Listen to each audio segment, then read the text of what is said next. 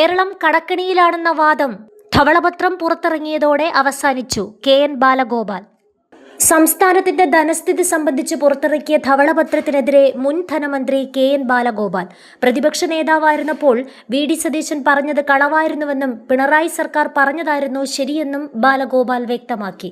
കഴിഞ്ഞ 5 വർഷമായി പ്രതിപക്ഷ നേതാവായിരുന്ന സതീശൻ പറഞ്ഞുകൊണ്ടിരുന്നത് 6 ലക്ഷം കോടി രൂപയാണ് സംസ്ഥാനത്തിന്റെ കടമെന്നാണ്. 4.85 ലക്ഷം കോടിയേ ഉള്ളൂ എന്ന് ഞങ്ങളന്ന് തിരുത്തിയതാണ്. ഇന്ന് 5.7 ലക്ഷം കോടിയാണ് കടമെന്ന് മുഖ്യമന്ത്രി തന്നെ ധവളപത്രത്തിൽ വ്യക്തമാക്കിയതോടെ അന്ന് ഞങ്ങൾ പറഞ്ഞത് ശരിയാണെന്ന് വ്യക്തമായിരിക്കുകയാണ്. 1.25 ലക്ഷം കോടി രൂപയോളം സർക്കാർ ഉദ്യോഗസ്ഥർക്ക് നൽകാനുണ്ടെന്ന മുമ്പത്തെ വാദവും പൊളിഞ്ഞു.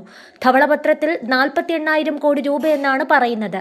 രേഖകൾ കള്ളം പറയില്ല. കേന്ദ്ര സർക്കാരിന്റെ ധനകാര്യ നയങ്ങളിൽ വന്ന മാറ്റങ്ങൾ കേരളത്തിന്റെ വരുമാനത്തെ വലിയ രീതിയിൽ ബാധിച്ചിട്ടുണ്ട്. ധവളപത്രം തയ്യാറാക്കേണ്ടത് ധനവകുപ്പാണ്. അത് സംബന്ധിച്ച വിവരങ്ങൾ പുറത്തു കൊടുക്കാൻ പാടില്ല. ഖജനാവിനകത്തെ വിവരങ്ങൾക്ക് രഹസ്യ സ്വഭാവം പുലർത്തണം. ഇന്ദിരാ ഗ്യാരണ്ടിക്ക് വരുന്ന ചെലവുകളും ഇതേപോലെ ഈ വിഭാഗത്തെ കൊണ്ട് തന്നെ പഠിപ്പിച്ച് യഥാർത്ഥ ചെലവ് കണ്ടെത്തണം. ധവളപത്രം തയ്യാറാക്കുമ്പോൾ എന്തുകൊണ്ടാണ് ഈ സ്ഥിതിയിലേക്ക് വന്നതെന്നുകൂടി അതിൽ വ്യക്തമാക്കണം. സംസ്ഥാന സർക്കാരിന് ലഭിക്കാനുള്ള പണം ഏതൊക്കെയെന്നും വ്യക്തമാക്കണം. കേന്ദ്രം സംസ്ഥാനത്തിന് നൽകേണ്ട പല വിഹിതങ്ങളും വെട്ടിക്കുറച്ചിട്ടുണ്ട്. കോവിഡ് സമയത്ത് GSDPയുടെ 39% വരെ ഉയർന്നിരുന്ന കടബാധ്യത ഇപ്പോൾ 33.6% കുറഞ്ഞിട്ടുണ്ട്. KN ബാലഗോപാൽ പറഞ്ഞു. അതേസമയം ധവളപത്രം ഉമ്മാക്കിയല്ലെന്നും LDF സർക്കാരിന് നേരെ പിടിച്ച കണ്ണാടിയാണെന്നും മുഖ്യമന്ത്രി VD സതീശൻ. ധവളപത്രമെന്ന് ഉമ്മാക്കി കാണിച്ച് വിരട്ടേണ്ടെന്ന പിണറായി വിജയന്റെ പരാമർശത്തിനെതിരെയായിരുന്നു മുഖ്യമന്ത്രിയുടെ മറുപടി. മെയ്യിൽ ട്രഷറിയിൽ 5,000 കോടി ഉണ്ടായിരുന്നുവെന്ന ഇടത് പ്രചാരണം ശരിയല്ലെന്നും മെയ് 16-ന് ട്രഷറിയിൽ ഉണ്ടായിരുന്നത് 2,000 കോടി മാത്രമാണെന്നും VD സതീശൻ സഭയിൽ പറഞ്ഞു. സാമ്പത്തികാവസ്ഥയ്ക്ക് മാറ്റം വരണം. കേരളം വളരെ മോശം അവസ്ഥയിലാണെന്നും സതീശൻ പറഞ്ഞു.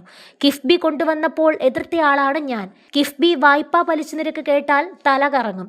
സംസ്ഥാനത്തിന്റെ ഗ്യാരണ്ടിയാണ് വായ്പ. കിഫ്ബി കടം ഞങ്ങളുടെ തലയിലാണ് വന്നത്.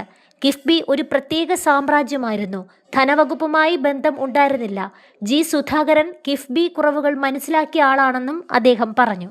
കിഫ്ബിയിൽ വിദഗ്ധ അഭിപ്രായം തേടുമെന്നും VD സതീശൻ പറഞ്ഞു. ആർക്കും ദോഷകരമല്ലാത്ത തരത്തിൽ തീരുമാനമെടുക്കുമെന്നും അദ്ദേഹം വ്യക്തമാക്കി.